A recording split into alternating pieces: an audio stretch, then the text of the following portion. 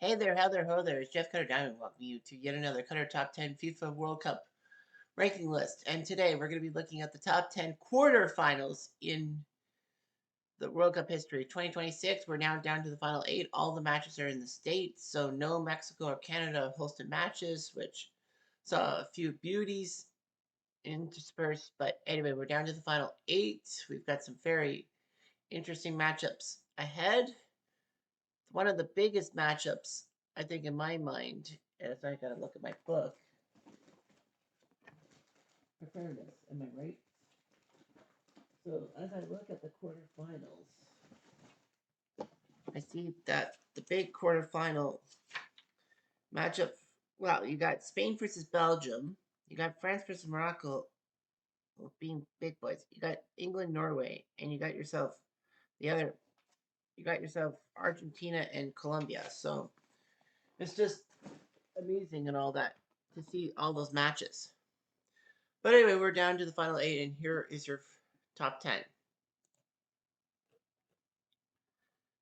Number 10 is Croatia 3, Germany 0, 1998. Croatia were in the World Cup for the first time as an independent nation. They broke off from Yugoslavia before Yugoslavia really was dissolved. But Croatia looked pretty decent. In 96, they went to Euro and had a good showing. And then at the World Cup, they figured they might as well just do well. And with Davin Suker, who ended up winning the Golden Boot for most goals in the tournament, he helped out, and Croatia took care of Germany 3-0, and a shocker and all that. People blamed the German interior minister for recognizing Croatia, and if it wasn't for that, then maybe Germany probably would have moved on to the semifinals. That's what some people say, but that's wrong. Yeah, Germany suffered yet another blow in the quarterfinals. The one in '94 is on this list, and we've talked about later, but the fact that Croatia beat Germany and then went on to the semifinals, lost to France 1-0, but their Croatian player actually got himself in trouble for play acting to get Laurent Blanc red carded, meaning that he was missing the final. But it didn't matter, France won the title. Number 9 is 1966, England Argentina. England and Argentina was a pretty intense matchup.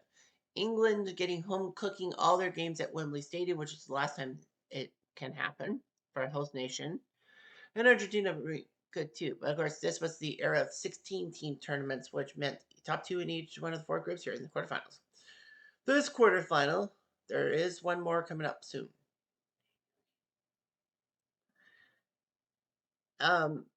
Produced a decent one, but England beat Argentina 1-0. Unfortunately, though, it was basically the stuff on the pitch that had problems. It wasn't the scoring, it was Argentine captain Antonio Raton getting carded for violence of the tongue, which was actually awkward. But yeah, this was before yellow and red cards were shown, and this would be big. Argentina were down to 10 men. England won the game, and then Alf Ramsey, the manager of England, said you cannot switch shirts with the opposing side because they're animals. Of course, that led to trouble, and England did win the tournament over West Germany, but still, it was crazy. Number 8 is Argentina Holland, 1998. Both these teams really wanted to prove their mettle and all that. Argentina took care of England in that famous round of 16 match that saw David Beckham get sent off for his petulant boot on Diego Simeone, and it was petulant. England would fall to Argentina in penalties, and there was trouble. Argentina's next opponent would be the Dutch. The Dutch were bleeding orange and all that. It was 1-1. We were about to head to extra time, but then Frank de Boer, with a perfect pass to Dennis Bergkamp, shimmied through 2 defenders and on a touch beat Roa into the net. The Dutch won. And of course, it's always famous for the Dutch radio call. Frank de Boer, Dennis Bergkamp, Dennis Bergkamp, Dennis Bergkamp, Dennis Bergkamp, Dennis Bergkamp, Dennis Bergkamp. Oh, Frank de Boer, Dennis Bergkamp. Of course, my Dutch sucks. And all that. So, yeah, that's how it goes. And all that. Number 7 is Argentina 4, Peru 0. Actually, that should be 6-0. My stats are wrong. Argentina 6, Peru 0, 1978. Argentina were hosting the 1978 World Cup, and they needed to do something. Unfortunately, though, they had the whole thing with Juan Perón and the assassination and the military junta. People were worried that Argentina should not host the 1978 World Cup. Argentina's track record was so spotty that the Soviets refused to play them in a playoff in 1974. I mean, for a spot in 1974. You know you're done bad when the Soviets don't like you. But anyway, Argentina got to host and they did well. And then came what they called the second group stages 16 teams, top two in each group, the final eight. And then they had two first place teams and two second place teams in one group and then two and two in the other. The plan was for them to actually have that whoever won the two groups would meet for first, and whoever took second in those 14 groups would take on for third. Argentina would take care of things against Peru. Now, Peru made the massive upset of Scotland, which sent them to the quarterfinals. And then Argentina knew they had to crush Peru like a bug in order to steal the final spot from Brazil to take on the Dutch. So Argentina beat Peru 6-0. However, there were suspicions of match fixing, because Quiroga, the Peruvian goalie, was standing on his head all tournament, and then he gave up 6 goals to Argentina. It was soon found out that Argentina put the pressure on the Peruvians to tank a dive and all that. They even like they even gave grain exports to Peru and unfroze accounts of Peruvian generals. So Argentina got to the final, beats the Dutch 3-1, and proved themselves worthy. Peru didn't even get to bronze. That would be Brazil taking on Italy, and I think Italy won that game. But still, that was just play acting and all that. Number 6 is Austria 7, Switzerland 5, 1954. So we're going way back in here, but it's a great quarterfinals. Switzerland hosting the tournament in triple digit. Well, of course, Fahrenheit. I'm talking Fahrenheit conditions. It was so bad that Scotland thought that Switzerland was going to be cold, so they wore their stupid woolen uniforms, and it didn't work. But Austria and Switzerland put on a light show in 1954 in the quarterfinals. The host Swiss were trying to take down Austria, who were trying to get back to their pre-World War II days of doing well, and Austria did. Although it took 12 goals, one of the highest combined marks in World Cup history, if not the most. Austria took care of Switzerland 7-5 and would move on to the semifinals, get blasted, I think, by the Germans, if I remember correctly. But yeah, Austria took care of Switzerland, one of the highest scoring games in World Cup history. Of course, everyone would be thinking, wasn't it Switzerland who won 7-5? No, because when Switzerland won their round of 32 match, it was their first knockout win since 1938. So, of course, you got to look at the possibilities. Number 5 is Bulgaria, Germany, 94. So the 94 World Cup was held in the States. A lot of people said this would be a bad idea, that the U.S. would take it, and basically they were chasing after the almighty dollar. But the U.S. put them in football stadiums like Foxborough, the Pontiac Silverdome, the Rose Bowl, the Citrus Bowl, and everything else. And it looked pretty good. It was the highest attended tournament until this year's tournament in 2026, despite it being 48 teams. You know, it's funny how any of the 32 team tournaments could not even beat the American mark.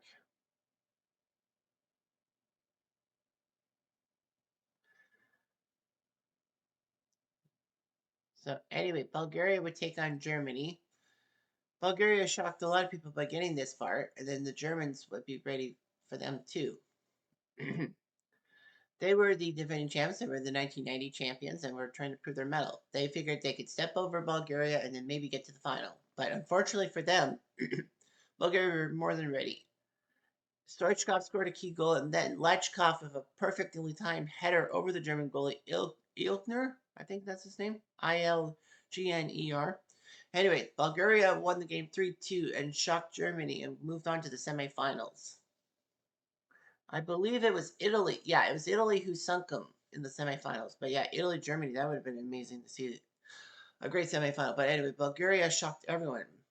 They did get to third place. They did lose to Sweden, but Bulgaria did well, and a lot of Germans were upset too. Number 4 is Portugal 5, North Korea 3, 1966. So another 1966 quarterfinal of note was Portugal versus North Korea. Portugal were pretty decent. Eusebio was a good scorer. He won Champions League. And Portugal got out of the group with Brazil. Unfortunately, though, Portugal, alongside Hungary, basically hacked Pele down, knowing that that was Brazilian's talisman. North Korea got to the quarterfinals because they ended up tying, I think it was tying the Soviets, and then they ended up facing Italy in the final group stage game. All Italy needed was a tie to move on to the quarterfinals, but sadly, it didn't happen. North Korea scored a goal in the 43rd minute. Park Duk-ik, I think it was, put the goal to make it 1-0, and North Korea had taken down Italy. It was so bad for Italy that they actually had to they be pelted by tomatoes by the fans when they came home. However, North Korea would put up a stunner. They were up 3-0 on Portugal. It would look like North Korea actually was going to win this tournament, was going to make it to the semifinals. They would have faced England, though, too.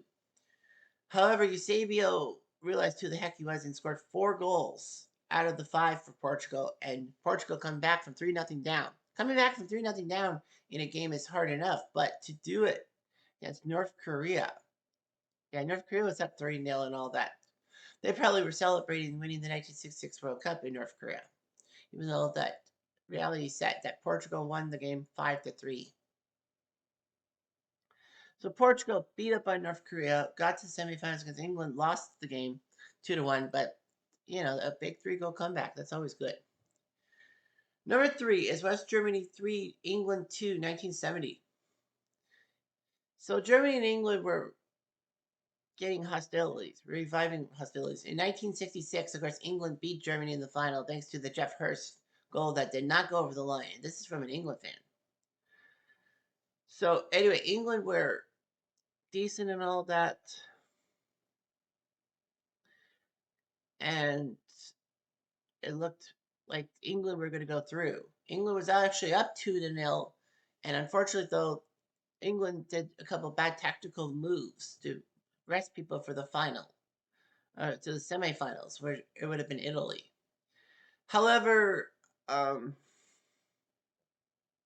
West Germany pulled off a comeback for the ages. Well, it's also to note that England did not have the star goalie Gordon Banks in the net, the guy who made that famous save on Pele. It actually ended up being Peter the Cat Bonetti. The cat's meowing in the background. Peter Bonetti had to come in because Gordon Banks had Mexican tummy. And the Germans ended up scoring 3 goals past them. It was 3-2 in England. We're trying to move on to the semifinals. I don't know if they would have been Italy, to be honest with you, but it would have been big. But England faltered at the worst possible time. Number 2 is Uruguay and Ghana 2010. So Uruguay were a decent side in 2010, so was Ghana. Ghana had one thing in mind, to get an African team to the semifinals for the first time ever. In fact, Ghana was the only team to make the knockout stages in 2010. Well, a far cry from 2026 when all but one team from Africa actually made the round of 32. That was 9 out of 10. But still. So, anyhow, Ghana had the weight of a continent on their shoulders in South Africa. They beat the Americans in extra time, took on Uruguay.